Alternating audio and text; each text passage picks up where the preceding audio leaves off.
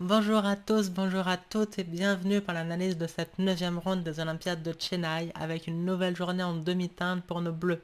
Une défaite malheureuse de nos Françaises face à la Slovaquie, mais une victoire qui fait du bien de nos Français face à Cuba. Le capitaine Sébastien Mazet, en accord évidemment avec les joueurs, avait à nouveau décidé de donner les blancs à notre super buteur, le champion de France Maxime Lagarde, qui a parfaitement accompli sa mission. Au quatrième échiquier, Marc-André Morizzi a fait nul avec les Noirs. Au deuxième, Mathieu Cornette n'a pas réussi à faire nul, mais au premier échiquier, le meilleur et le plus beau d'entre nous, comme on l'appelle à Chess 24, Jules Moussard, a donné le point de la victoire. Et c'est sa partie qu'on va voir aujourd'hui. Juste avant, un petit mot sur Julio. Il est l'un des plus grands talents de sa génération, peut-être le deuxième joueur le plus talentueux de sa tranche d'âge, juste derrière Fan. D'ailleurs, Fan 1, Jules Moussard 2, c'était le classement du championnat du monde des moins de 10 ans. Donc voilà, Jules, vraiment un des plus grands talents bruts mondiaux. Ensuite, il a gravi les échelons très facilement jusqu'à 2300, 2400, mais à partir de là, il a commencé à stagner, arriver à l'adolescence. Mais c'est l'une des personnes les plus brillantes que je connaisse, brillant à tous les jeux. Il était un excellent joueur de poker et c'est un des tout meilleurs joueurs de StarCraft. Autant le poker je connais, StarCraft je ne connais pas du tout, mais c'était vraiment un des meilleurs joueurs français. Il aurait pu être joueur pro, il a refusé des contrats de joueur pro de ce jeu. Moi, j'ai passé des soirées, des nuits entières à jouer avec Jules à toutes sortes de jeux, aux échecs évidemment, mais aussi à plein de jeux de cartes et autres. À chaque fois, j'ai pu être ébloui par son talent dans tous ces domaines divers et variés autour du jeu. Et à un moment, il s'est rendu compte que personne, si ce n'est peut-être Kate Moss, n'a une éternelle jeunesse et il s'est mis en tête de passer 2700 et depuis il a déjà pris presque 70 points. Il est maintenant 72 publié mais il gagne 15 points lors de ces Olympiades où il fait un excellent tournoi. Il a battu quasiment tous les joueurs moins bien classés que lui et fait nul avec des super grands maîtres comme Douda, comme Giri, comme Hari Krishna, comme Max Houdlou. Et donc là, cette neuvième ronde, il joue un des meilleurs joueurs cubains, Quesada, 2568. Jules a les pièces blanches, évidemment. Sa mission est de gagner. E4, C5, cavalier F3, cavalier C6, D4, pion prend D4, cavalier prend D4, G6, la variante du dragon dite accélérée. Alors pourquoi accélérée? Parce qu'il n'y a pas eu les coups cavalier F6, cavalier C3 intercalés. La variante du dragon normale, donc juste du dragon, c'est cavalier F3, D6. Sur D4, pion prend D4, cavalier prend D4, cavalier F6, force cavalier C3, le pion 4 est attaqué et maintenant on joue G6 au cinquième coup.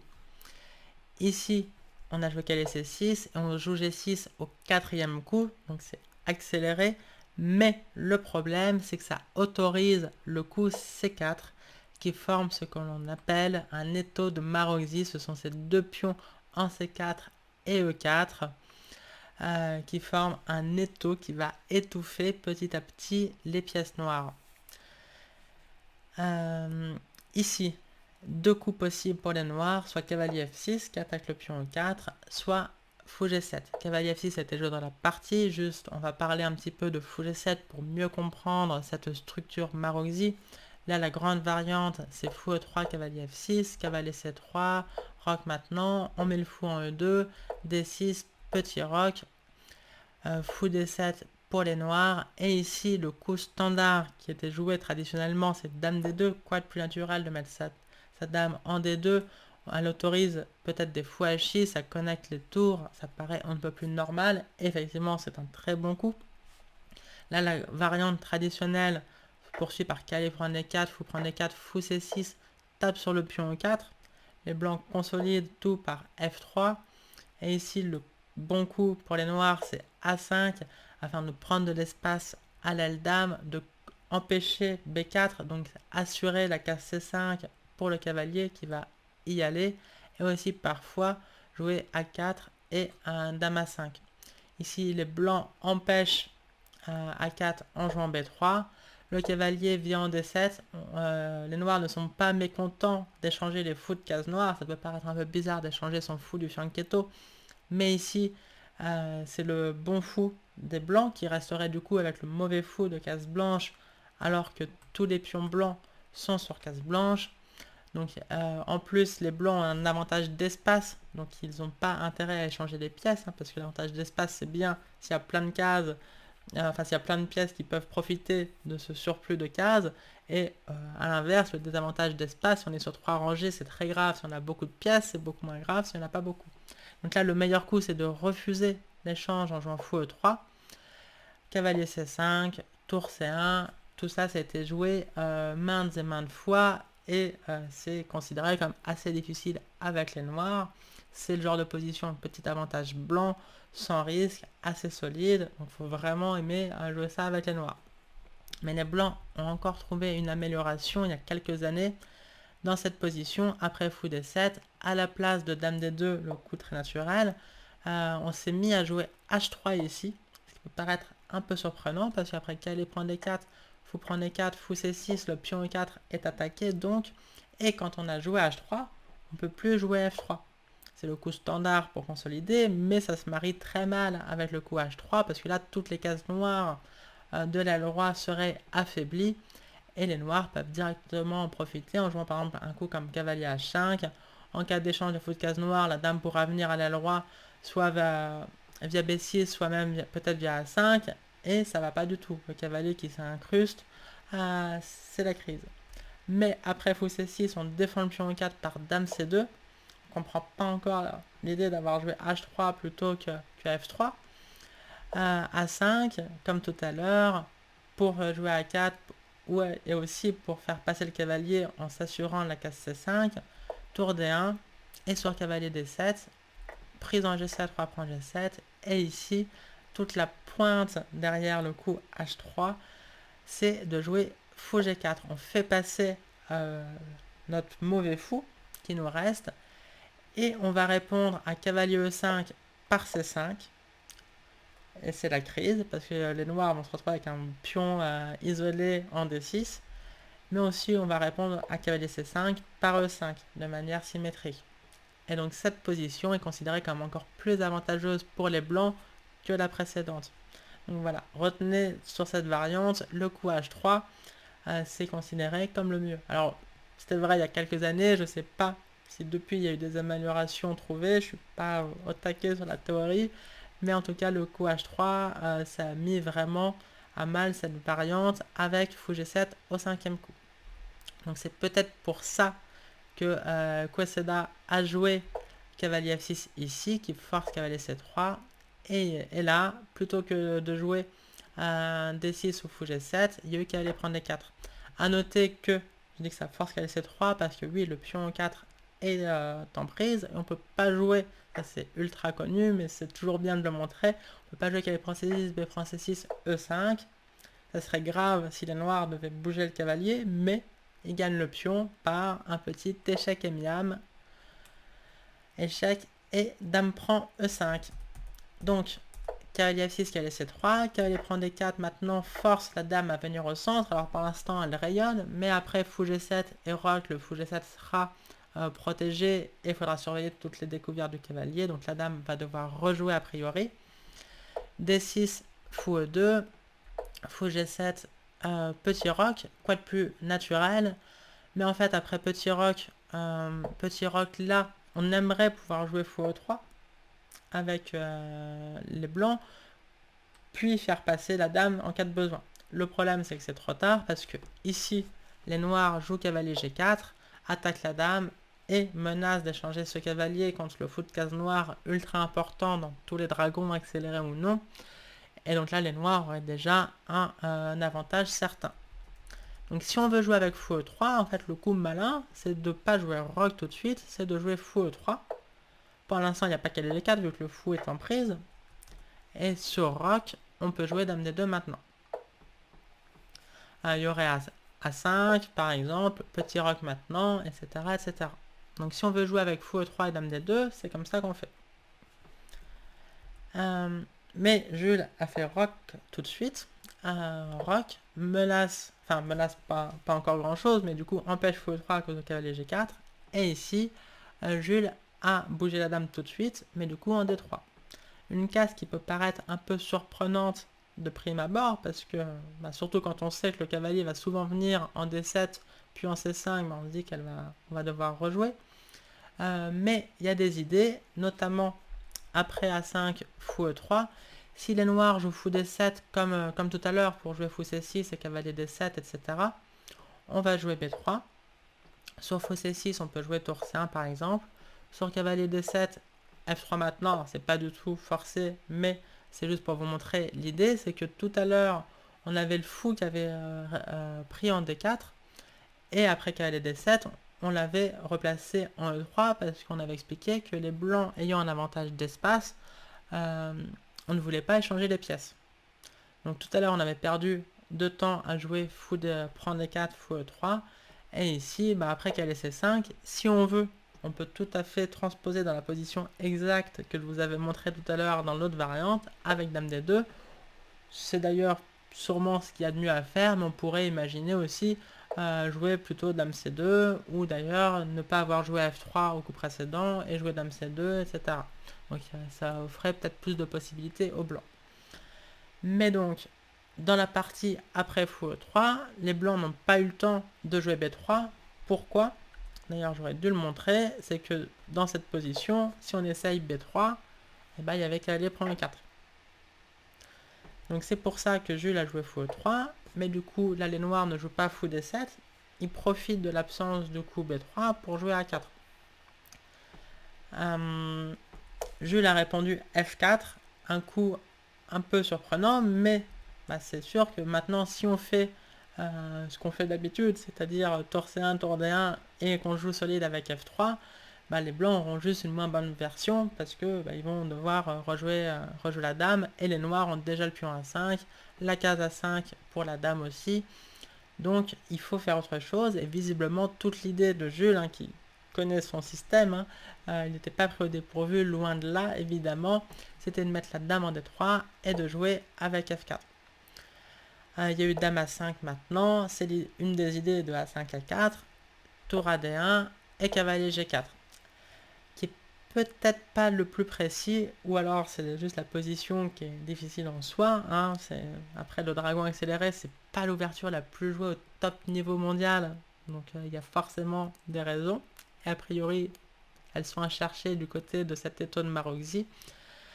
Mais bref, après cavalier G4, ça paraît assez tentant, parce qu'on ne veut pas autoriser l'échange de fou de case noire contre un cavalier. Le coup fou D4, là c'est pas seulement que les noirs qui manquent d'espace échangent des pièces, c'est qu'il y a un coup très fort positionnel, c'est E5.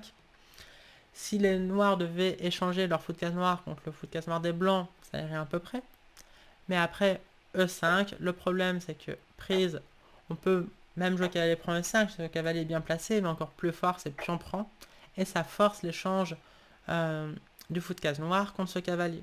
Donc après fou E3, cavalier prend E3, dame prend E3, les noirs vont jouer fou E6, ils vont faire F5 ensuite, il y a la paire de fous, le roi sera toujours en sécurité avec un fou de case noire en fianchetto qui ne peut plus être échangé, et après F5, il y a même des attaques à la loi, F4, etc.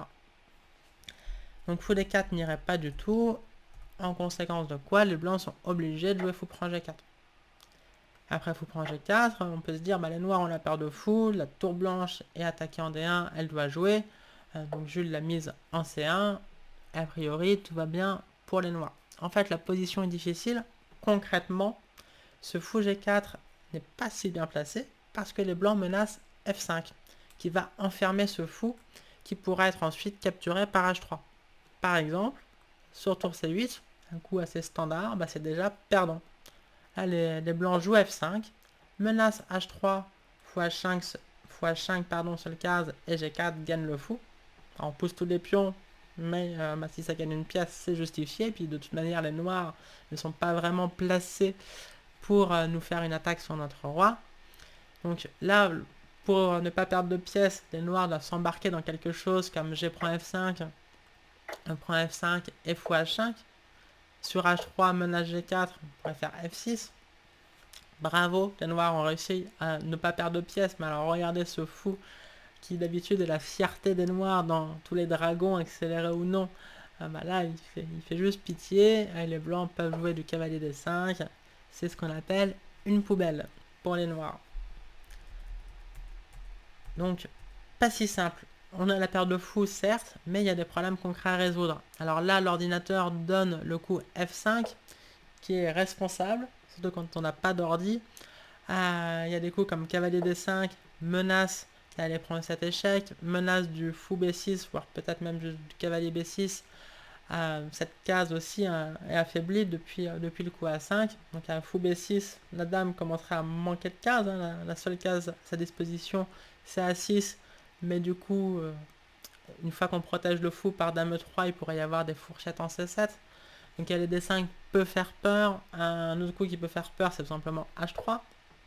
On n'a pas vraiment envie de jouer fou H5. L'ordinateur est serein en disant qu'après F4, cavalier F4, fou F5, tout va bien pour les noirs. Par exemple, sur G4, il prend B2 sereinement. Bon, humainement, toutes ces variantes peuvent faire peur et on peut comprendre que Quesada n'ait pas osé toucher à son pion F. Mais c'était le seul coup pour ne pas être beaucoup moins bien, parce que sinon donc il faut régler le problème de ce fou. Sur fou D7, anticipant F5, les blancs pourraient poursuivre par cavalier D5 avec un problème sur le pion E7, et sur un coup comme tour E8, et ben fou B6, j'en parlais tout à l'heure, pour ça que j'avais pas fait jouer les pièces tout à l'heure, c'était pour vous montrer cette variante. Attaque la dame qui a une seule case, dame A6, dame E3 menace cavalier C7, gagne la dame.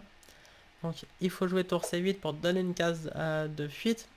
Après cavalier C7, là on peut même échanger, sacrifier la qualité et gagner un pion par fou prend B2, tout de suite rien n'est clair, d'autant que ce fou C7 est en péril. Mais après cavalier B4, les noirs ont dame A8, seule case. Bon, fallait vraiment s'embarquer là-dedans, d'autant que les blancs peuvent attaquer par F5, on profite que la dame soit en A8 au coin, puni pour attaquer de l'autre côté. Bon, ça fait vraiment peur. Donc fou D7 tout de suite, c'était peut-être pas si mal quand on a l'ordi, mais alors bon courage pour jouer comme ça avec la dame en A8.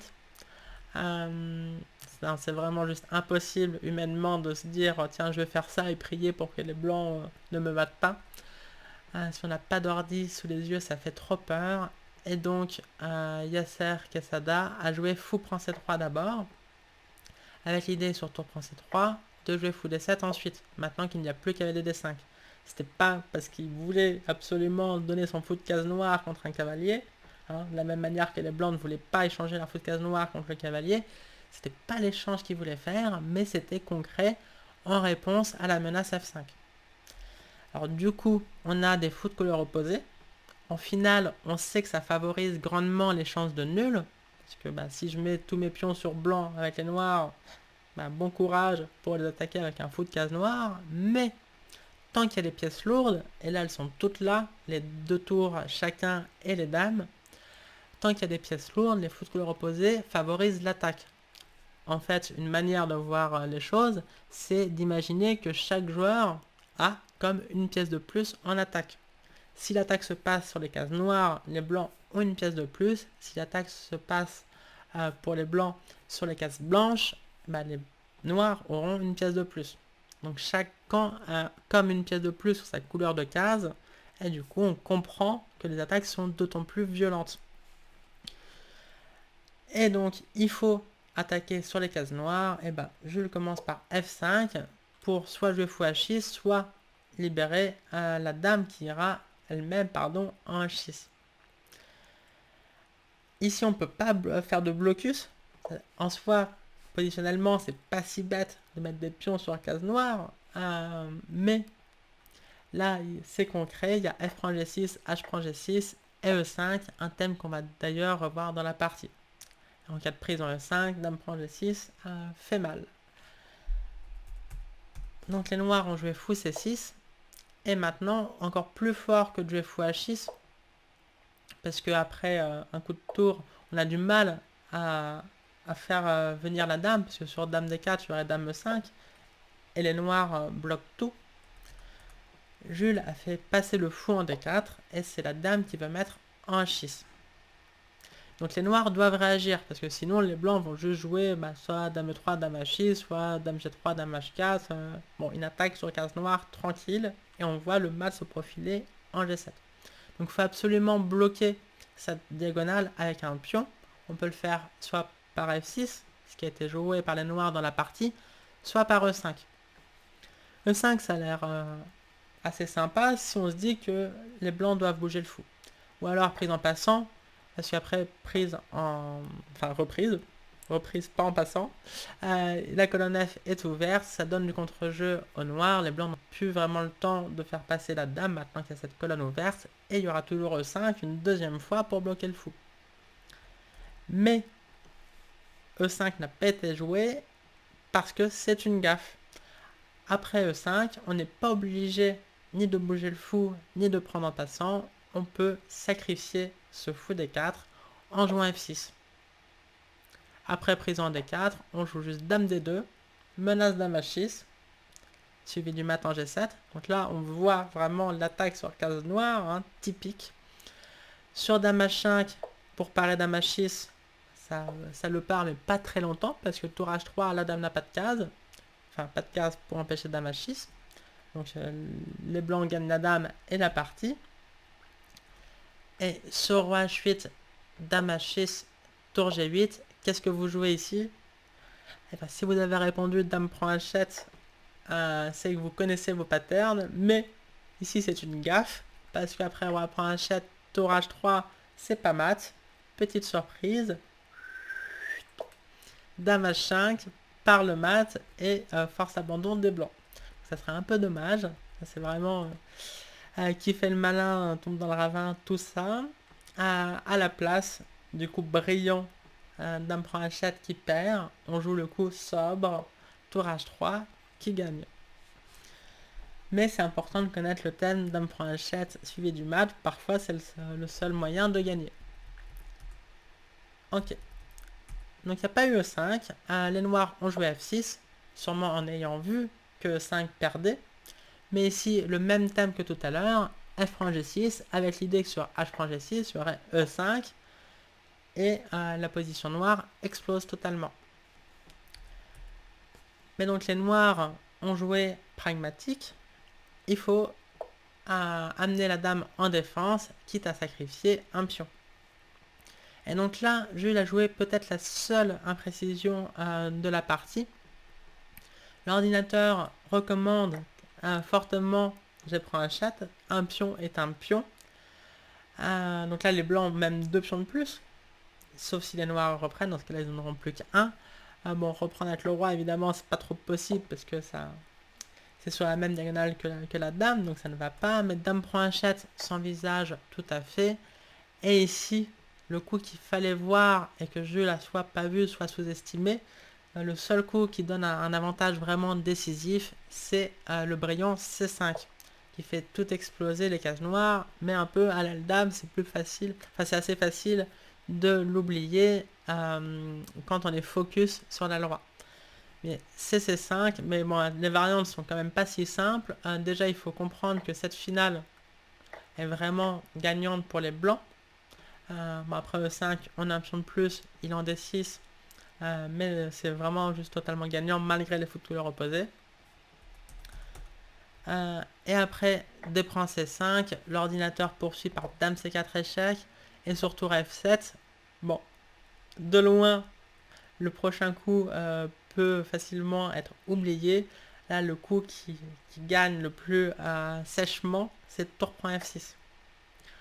Bon, il fallait quand même y penser, mais après E prend F6, tour G3 échec, il n'y a pas de bonne case. Pour le roi, on gagnerait la dame sur roi H8, tour H3. Et l'attaque est décisive. On gagne la dame évidemment sur dame G7. On peut prendre, mais on peut même prendre ici. On profite des clouages et on gagnera la dame au prochain coup. Donc sur roi F8, seul coup, on poursuit par fou prend C5, tour E7, par exemple dame E6, et aïe aïe aïe, sur un coup comme dame F7, pardon, on peut imaginer fou prend E7, et surprise, échec et mat. Bon ok, c'est facile ce jeu quand on a l'ordi, un peu plus difficile quand on ne l'a pas. Et donc après dame H5, Jules a joué dame D2, permettant au noir de récupérer le pion cette fois-ci, mais pour faire passer la tour en attaque. C'est quand même moins précis, même si la position noire reste très difficile, évidemment. Dame G4, tour G3, dame H5 a été joué.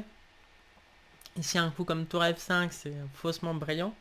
Bon, ça attaque la dame, qui n'a pas beaucoup de cases, vu qu'elle doit protéger le pion G6, mais elle en a une, H7, et on se demande pourquoi on est venu ici avec notre tour.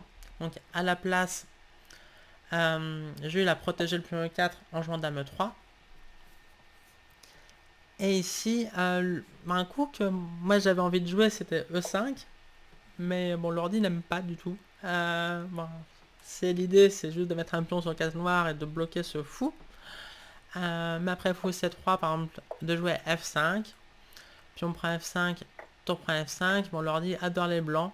Dans cette quasi-finale, tour prend F5, dame prend F5. Il joue juste H3 sur tour F8. Joue un petit coup de roi H2. Tour F6 pour consolider le pion par exemple, tour G4, et en fait il donne que les blancs sont positionnellement gagnants malgré l'égalité de matériel, c'est dû à la sécurité du roi. Le roi blanc est bien en sécurité en H2, le roi noir l'est beaucoup moins, et les blancs vont poursuivre un moment par C5, ouvrir le jeu et attaquer sur les cases noires. Après dame E3, les noirs ont joué tour A5, avec l'idée claire d'aller en G5 et échanger les pièces lourdes. On se rappelle, les fous de couleur opposée favorisent les chances de nul en finale et favorisent les chances d'attaque à l'inverse en milieu de jeu. Donc les noirs veulent essayer d'échanger les pièces lourdes pour faire nul. Mais après tour A5, Jules a contré par C5, coupe l'action de la tour évidemment, mais il fallait quand même prévoir E5 maintenant. Et donc c'était sûrement ce coup que les noirs avaient surestimé pour le coup, parce que après E5, qui a l'air fort, on se dit bah si je suis obligé de jouer fou C3 maintenant pour prendre C5, c'est le même genre de variante que je proposais mais avec un pion de moins, donc ce serait assez désastreux pour les blancs évidemment. Mais après E5, Jules a trouvé un coup surprenant, enfin il avait trouvé bien avant évidemment, mais il a joué un coup un peu surprenant, dame C3. Laisse le fou en prise pour contre-attaquer sur la tour. La tour a bougé en A8 et maintenant fou E3. Ok, bon le pion E4 est en l'air, il faut le prendre parce que sinon le pion D6 était dans tous les cas en l'air et on ne voulait pas vraiment prendre ici parce qu'il y a ce petit échec qui est désagréable. Sur roi H8, il y a tour H3 qui met fin à la partie, et sur roi G7, tour H3 quand même, parce que sur dame bouge, on a fou H6, échec, et là aussi, la partie est terminée. Donc on peut pas prendre en C5, mais on peut prendre en E4. Parce qu'évidemment, il n'y a pas dame C4 échec, fourchette, vu que les noirs ont encore le coup des 5 qui protège tout. Donc là, c'est même les blancs qui, tout d'un coup, sont positionnellement perdants. Donc après, fou prend 4, je l'ai pris en D6. Menace, cette fois-ci, dame C4 échec. Il faut parer la menace, c'est pas si simple. On peut jouer, d'après l'ordinateur, un coup comme fou F5. Et ici, il donne dame C4 échec. Bon, beaucoup moins fort quand c'est pas fourchette. Roi G7. Petit coup de H3. Bon avantage blanc avec ce pion D6 qui est dangereux. Le roi, surtout le roi, qui est plus en sécurité pour les blancs. Il sera parfaitement sécurisé en H2. Le roi noir, lui, est toujours dans les courants d'air. Et bon, c'est difficile à jouer. L'ordinateur donne plus 0,90 pour les blancs. Est-ce que ça gagne sur une bonne défense? Rien n'est moins sûr, mais en pratique, je mise tous les jours sur Jules. Après ces points D6, les noirs ont joué Dame 2 dans la partie. Et là, c'est perdant. Il a joué D7. Invite, tour D8. Et là, un seul coup pour gagner, et il faut y penser, c'est Dame B4. Attaque le fou E4 et menace de pénétrer en E7. Le fou d'ailleurs a pas beaucoup de cases. Sur fou F5, eh ben, on peut le prendre, c'est cloué. Évidemment, on peut pas jouer F5 puisque ça coupe l'action du fou et le pion G6 est en l'air. On peut pas non plus partir par là parce que tour prend G6 toujours. Donc il y a eu fou D3 qui au passage menace mat en 1. Donc c'est pas le pire des coups, hein, mais les blancs répondent par tour 1. C'est évidemment seul coup pour gagner. Contre-attaque sur la dame vient en C2, mais les blancs ont maintenant le temps de venir en E7. De toute façon, c'était l'idée de dame B4, il y avait deux menaces, et noirs ne pouvaient pas parer les deux. Et ce fou D3 menace mat a été contré par tour 1 menace la dame, donc les noirs n'ont pas gagné de temps pour parer dame E7. Du coup, on y va. Et après dame E7, il y a eu dame C7. Bon, l'idée des blancs, de toute façon, c'est de jouer fou H6 au prochain coup. Donc il y a eu dame C7, fou H6, et maintenant, on se dit que les noirs vont avoir une défense, mais il n'y en a pas. Sur tour F7, il y a un joli gain. Si vous voulez le chercher, faites pause. Oui, c'est bien dame E8 échec. Mais fin à la partie, surprise, on reprend en se promouvant en dame, et c'est terminé. Sur tour prend D7, c'est dame prend F8. Donc dans la partie, il y a eu dame prend D7. Et ici, on gagne en jouant tout simplement fou prend F8. Et surprise, on reprendrait. Donc les noirs ont encore essayé dame D4 échec. Intermédiaire, force, roi H1 et tour prend F8 maintenant. Et donc si on s'arrête là, juste matériellement, ça va encore pour les noirs. On se dit avec les noirs, j'ai un pion pour la qualité. Pion et fou contre le tour. C'est un pion qui est passé protégé en plus. Potentiellement, ça va. Mais bon, il y a deux problèmes concrets. Le roi qui est faible et le fou qui est mal placé en D3. Donc si vous voulez chercher le gain, allez-y. Pendant ce temps, je vous rappelle que si vous voulez soutenir la chaîne, vous pouvez le faire sur Tipeee. Je remercie toutes celles et ceux qui m'ont laissé des tips. C'est vraiment grâce à vous aussi que j'arrive à faire autant de vidéos, une vidéo chaque jour de ces Olympiades. Je vous rappelle aussi que je suis entraîneur. Alors si vous voulez des cours plutôt à partir de la rentrée de début septembre prochain, parce que je pars prochainement au championnat de France. Donc si vous voulez des cours après ce mois d'août, eh ben, vous pouvez me contacter dès à présent. Et donc la fin de cette partie, tour D1, tout simplement, attaque le fou une deuxième fois en le clouant. On peut toujours pas jouer au 4 parce que ça coupe la diagonale, et donc il y a tour prend D6 suivi du mat. Dans la partie, les noirs ont tenté tour F7, contre-attaque sur la dame. Alors c'est très dangereux toujours de jouer avec des pièces en prise. Donc là il suffit de bouger la dame en faisant échec pour pouvoir prendre le fou au prochain. Mais après dame 8 échec, tour F8, on a encore la dame en prise. Mais ici, on joue dame 6, met fin à la partie parce que sur tour F7, cette fois-ci la dame n'est plus attaquée, on peut prendre sereinement le fou. Donc, dans cette position, les noirs ont abandonné. Encore une nouvelle brillante victoire de Jules Moussard qui gagne donc une quinzaine de points Elo dans ce tournoi qui se rapproche de plus en plus de son but, enfin de son but actuel de passer les 2700, mais gageons qu'il va le réussir assez vite et qu'il aura des buts encore plus ambitieux tout prochainement. Voilà, j'espère que cette vidéo vous a plu. Si c'est le cas, laissez un petit like et je vous dis à très bientôt. Ciao!